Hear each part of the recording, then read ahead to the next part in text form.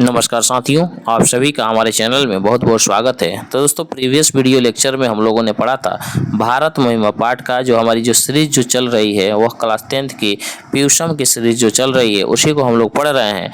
तो आज के इस वीडियो में हम लोग पढ़ेंगे अध्याय नंबर 6, जिस अध्याय का नाम है भारतीय संस्कार। लेकिन उससे पहले मैं आपको एक मोटिवेट होने के लिए एक शायरी में सुना देता हूँ कि मुश्किलें दिल के इरादे आजमाती है और स्वप्न के पर्दे निगाहों से हटाती है। मुश्किलें दिल के इरादे आजमाती है, स्वप्न के पर्दे निगाहों से हटाती है।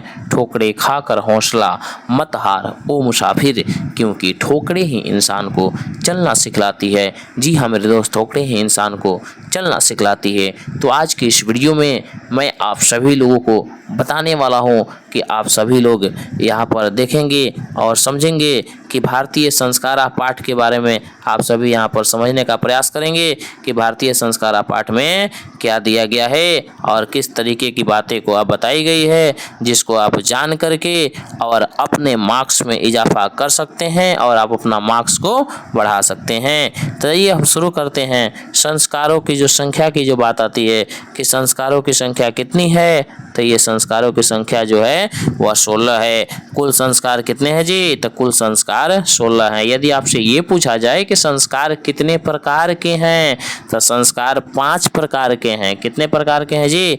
5 प्रकार के संस्कार जो हैं वो 5 प्रकार के हैं। लेकिन संस्कारों की जो संख्या है वह 16 है। कितनी है संस्कारों की संख्या? 16 है। जन्म पूर्व संस्कार 3 है, जिसमें गर्भाधान, सीमंतोन्नयनम एवं पुंसवन आता है। और शैशव संस्कार जो है वो 6 है और शैक्षणिक संस्कार जो है वो 5 हैं। गृहस्थ संस्कार 1 और एक संस्कार मरणोपरांत होता है, यानी कि मरने के बाद होता है, जिसको बोला जाता है अंत्येष्टि संस्कार यानी कि अंतिम संस्कार। और अगला जो आपका पॉइंट दिया है कि उपनयन संस्कार में गुरु शिष्य को लेने शिष्य के घर जाते हैं। ये प्रश्न बनेगा कि उपनयन संस्कार में क्या होता है? तो उपनयन संस्कार में छात्र का जो होता है मुंडन होता है और गुरु जो होते हैं वह शिष्य को अपने घर शिक्षा ग्रहण करने के लिए लेकर के जाते हैं। कह रहे कि प्राचीन काल में जो शिष्य जो होते थे वह ब्रह्मचारी होते थे। कैसे होते थे जी? ब्रह्मचारी होते थे। जगह दिया है आगे कि प्राचीन जात कर्म नामकरण एवं अन्नप्रसानम शैशव संस्कार के अंतर्गत आते हैं। कौन से संस्कार के अंतर्गत आते हैं? शैशव संस्कार के अंतर्गत। उसके बाद दिया है मंडप निर्माण, वर पक्ष का कन्या के घर में स्वागत, कन्यादान, अग्नि स्थापना, सप्तपदी, सिंदूरदान आदि ये सभी जो हैं वह विवाह संस्कार में होते हैं। कौन से संस्कार में? विवाह संस्कार में। अब आइए ऑब्जेक्टिव टाइप का क्वेश्चन हो गया। थोड़ा सा मैं फास्ट चलता हूँ क्योंकि समय कम है और जितना जल्दी हो सकेगा बेहतर से बेहतर हम लोग प्रयास करेंगे और अच्छे से मार्क्स लेकर के आएंगे। तो अगला जो क्वेश्चन दिया है कि संस्कार किसे कहते हैं और ये कितने हैं? तो भारतीय जीवन में प्राचीन काल में वैदिक मंत्रों के द्वारा कई कर्मकांड किए जाते थे जिन्हें संस्कार कहते हैं और इनकी जो कुल संख्या है वो 16 है। अगला क्वेश्चन है कि विवाह संस्कार का वर्णन करें। विवाह संस्कार में तो लगभग सभी लोग वर्णन कर सकते हैं, कौन वर्णन नहीं कर सकता है?